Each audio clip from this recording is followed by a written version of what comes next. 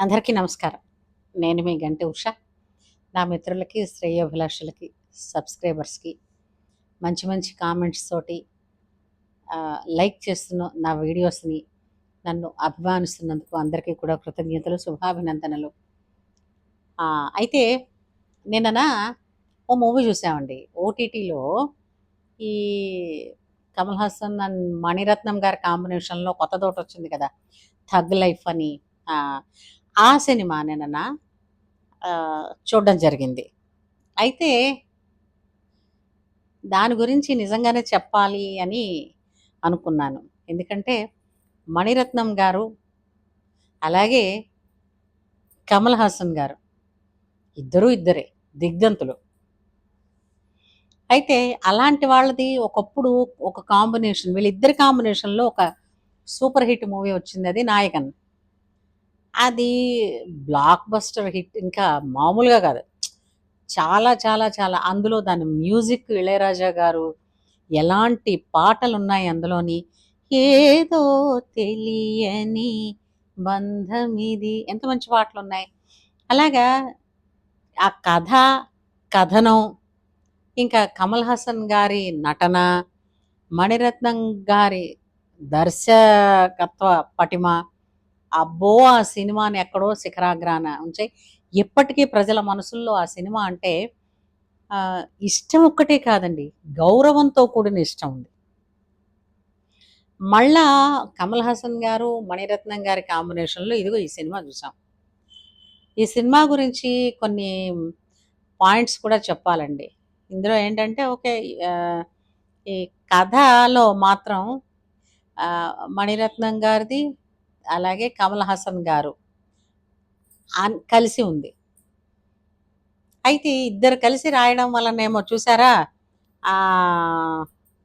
Two money cooks spoil the food అని వస్తుంది. అలా అయింది. చెప్పాలంటే ఎంత ఆశాజనకంగా, ఎందుకంటే ఇద్దరు లెజెండరీస్. కమల్ హాసన్ గారు కావచ్చు, మణిరత్నం గారు కావచ్చు, ఆ ఇద్దరు కాంబినేషన్‌లో ఒక సినిమా వస్తోందనంటే మామూలుగా ఉండదు ఎక్స్‌పెక్టేషన్స్ ఎవరికైనా సరే. అలాంటిది ఎంత ఇదిగా వస్తుంది, ఎలా ఉంటుంది అని అనుకోని ఎంత ఎంతూజియాస్టిక్‌గా వెళ్ళామో, అస్సలు ఏమి ఉత్సాహాన్ని ఇవ్వలేదు ఈ కథ. ఇందులో ఉన్న లోపాలు చెప్తాను చూడండి. అంటే ఒక సామాన్యురాలిగా, ఒక సగటు మామూలుగా ఒక గృహిణిగా నాకే ఇన్ని లోపాలు కనిపిస్తే, ఇప్పుడు ఇదే ఫీల్డ్‌లో ఉన్న వాళ్ళకి, ఇతర డైరెక్టర్స్ కావచ్చు, కథ రాసే వాళ్ళకి కావచ్చు, టెక్నీషియన్స్ కావచ్చు, వాళ్ళకన్నీ అనిపించాలి. అలాగే నాకన్నా ఈ మేధావులు ఇంకా చాలామందున్నారు. వాళ్ళకేమని అనిపించాలి ఈ సినిమా గురించి. నేను చెప్పే లోపాలు చెప్తాను చూడండి. ఓకే. కమల్ హాసన్ గారు అప్పుడు 'నాయకన్' సినిమా తీసినప్పుడు ఉండే ఏజ్ వేరు, ఇప్పుడున్న ఏజ్ వేరు. కానీ అతని తాలూకు శారీరక దౌర్ఢ్యాన్ని ఆయన అలా మెయింటైన్ చేస్తున్నప్పటికీ కూడా వయస్సు మీరుతున్నటువంటి ఛాయలు ఆయన కంటి రెప్పల కింద, వాటి కింద కనపడుతూనే ఉన్నాయి. ఓకే. బానే ఉంది. అయితే మెయిన్ లాజిక్ ఒకటి చూడండి. ఫస్ట్ పోలీస్ పోలీస్ తాలూకు షూట్ అవుతున్నప్పుడు ఈ పేపర్ బాయ్స్ ఇద్దరు కూడా, అమరన్ అండ్ చంద్ర, వీళ్ళు వేస్తుండగా వాళ్ళ నాన్నని షూట్ చేయడం, అనుకోకుండా అతను పోవడం, ఆ సిచ్యువేషన్ అప్పుడు కమల్ హాసన్ గారు ఈ కుర్రవాడిని ఎత్తుకుని, ఒరే నువ్వు నాకు కవచంలా నన్ను కాపాడావని తీసుకెళ్ళిపోతాడు చూడండి. ఆ సమయం అప్పుడు ఈ పిల్లవాడికి బహుశా ఎన్నేళ్ళు ఉండొచ్చు అనుకుందాం, ఓ 8 ఏళ్ళు. కమల్ హాసన్ వయసు ఎంత ఉండొచ్చు? నా ఉద్దేశం వాళ్ళిద్దరి మధ్య ఏజ్ గ్యాప్ ఎంత ఉంది? చాలా చోట్ల అతను నా బిడ్డ అని కూడా అన్నారు కదా. ఇప్పుడు పాయింట్లోకి వద్దాం. ఈ త్రిష కృష్ణన్ గారు క్యారెక్టర్ ఉంది చూసారా, ఆమె వేసిన క్యారెక్టరు కమల్ హాసన్ తోటి అసలు ఆమె సహజంగా నటించే అంటే చాలా రిజర్వ్డ్‌గా ఉండే అంటే ఒకప్పుడు చూసారా మనకి 'సుజాత' అని ఒక నటి ఉండేవారు. మంచి మంచి క్యారెక్టర్ అంటే యాక్షన్స్ అవి చేసేవారు. ఆ పాత్రలు పోషించేవారు. ఆవిడ ఒక గంభీరమైనటువంటి అందం. అలాగా 'త్రిష' గారంటే. అయితే 'త్రిష' గారు ఈ విధమైనటువంటి పాత్రలో అభినయించడం కొంత హ్మ్, నీరసపరిచింది ఆడియన్స్‌ని. అలాగే వాళ్ళిద్దరి మధ్య ఉండేటటువంటి ఇంటిమసీని చూపించడానికి డై డైరెక్టర్ గారు పడిన కష్టం కూడా కనిపించింది.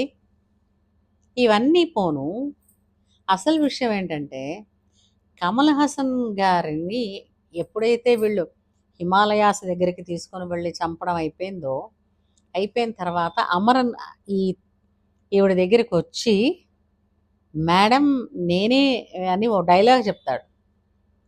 అని తనతో ఆమెను తీసుకొని వెళ్ళి, తనతో ఉండిపొమ్మని, తనని ప్రేమించానని అని తన దగ్గర ఒక 2 ఏళ్ల పాటు ఉంచుకుంటాడు. ఆ తర్వాత అక్కడ జరిగినటువంటి బాంబ్ బ్లాస్ట్‌లో ఆమె చనిపోతుంది కావచ్చు. కానీ ఏంటండి ఆ రిలేషను అసలు? అంటే వావి వరుస లేదు. ఇప్పుడు అతనిని ఆ కుర్రవాడిని తీసుకొచ్చాడు. ఇతను ఈ ఎవరు 'శక్తిరాజ్' అనే క్యారెక్టరు ఇతన్ని తీసుకొచ్చాడు అమరన్ని. తీసుకొచ్చినప్పుడు ఆ పిల్లాడు చిన్నవాడు. ఆ! వాళ్ళకి పిల్లడి ఏజ్.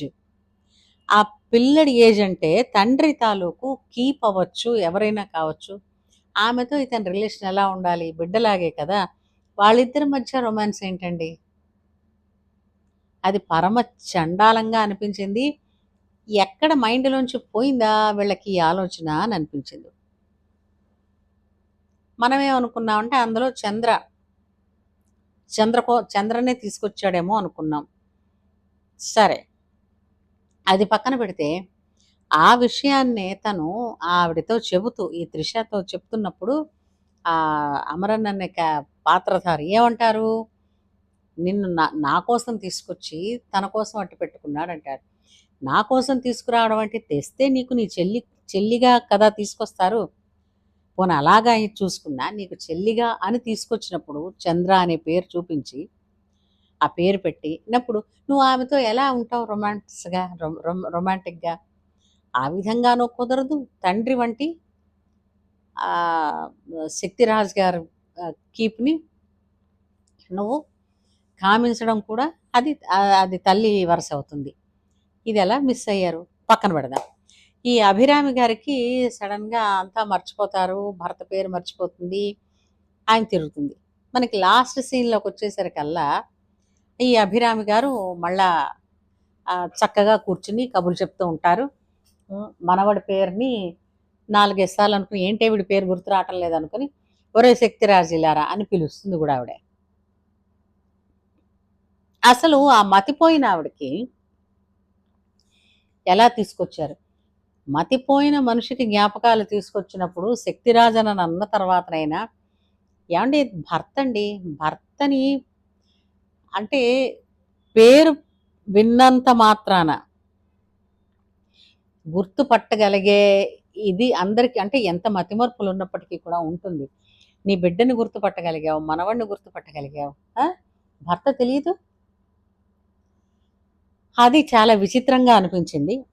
తర్వాత ఆహ్, ఇతను ఆ మంచు పర్వతాలలో పడిపోయి గన్ షాట్స్ తిని, ఆ మంచు పర్వతాలలో ఈ తను వెళుతూ, ప్రయాణం చేస్తూ మంచు తుఫాన్‌లో కూడా చిక్కుకొని అక్కడి నుంచి ఒక బౌద్ధ భిక్షువుల దగ్గర, వాళ్ళ ఆశ్రమాల దగ్గర పడిపోవడం, అక్కడ ఒక 2 ఏళ్ళు ఉండడం జరిగిందని చూపించారు. ఏవండీ ఎంత స్టామినా ఉండి ఉంటుందండి. ఇప్పుడు ఈ మంచు పర్వతాలలో అతను వెళ్ళడానికి.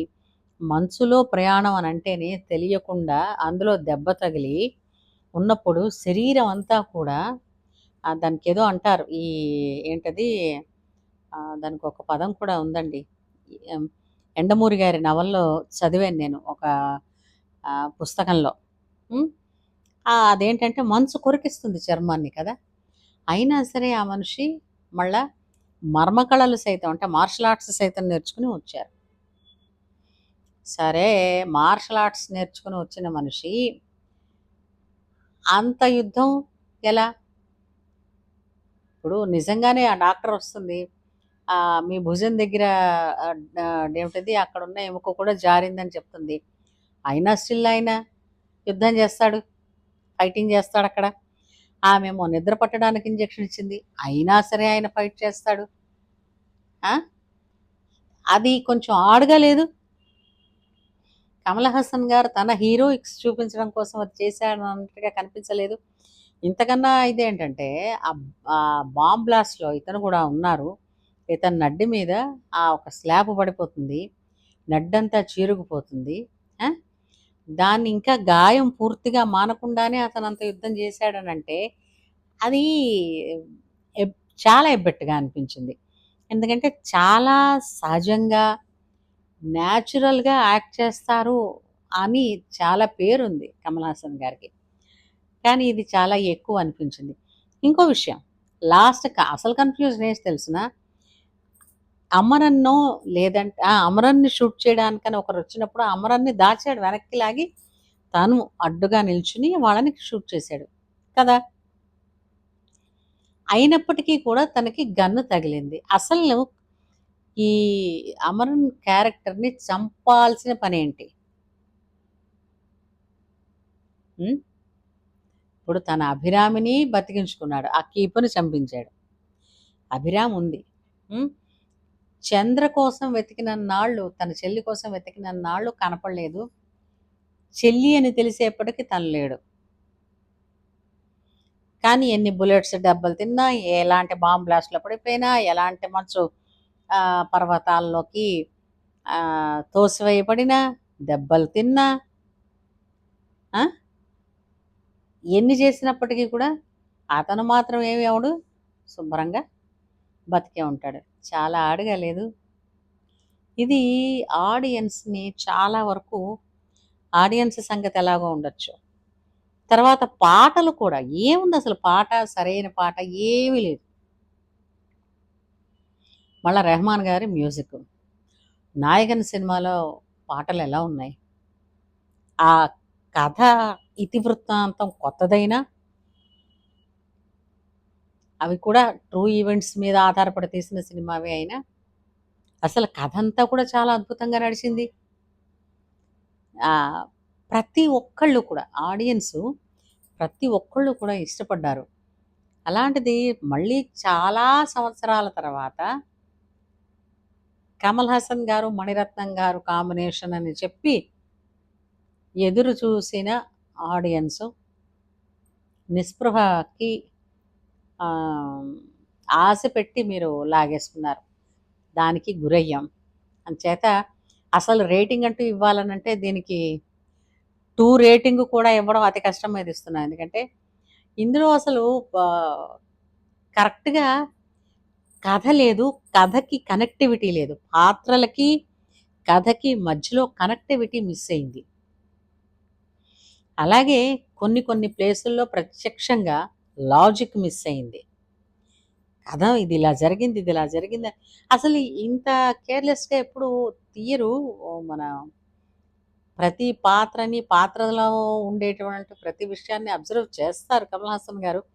మరెందుకు ఇందులో ఇలా జరిగిందో అర్థం కాలేదు గానీ, సినిమా అయితే కమల్ హాసన్ గారి ఫ్యాన్స్‌గా నిరాశపరిచిందని చెప్పాలి. కాకపోతే కమల్ హాసన్ గారిని తెర మీద చూడడానికి ఎప్పటికైనా సరే, ఆ ఇష్టం, ఆ సంతోషం, ఆ ఉత్సాహం మా అందరికీ ఉంటుంది.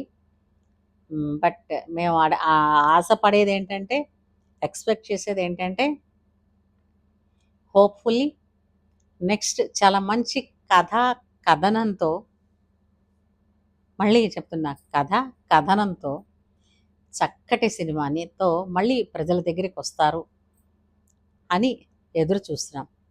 ఎందుకంటే ఆ మధ్యన చాలా మంచి సినిమాలున్నాయి. అదేంటిది కుటుంబం మొత్తం చూడగలిగినటువంటి సినిమాలు. అలాంటి ఒక చక్కటి కుటుంబ కథా చిత్రంతో కమల్ హాసన్ గారు తిరిగి మళ్ళీ ఒక సినిమాతో వస్తే చాలా బాగుంటుందని ఎక్స్పెక్ట్ చేస్తున్నా.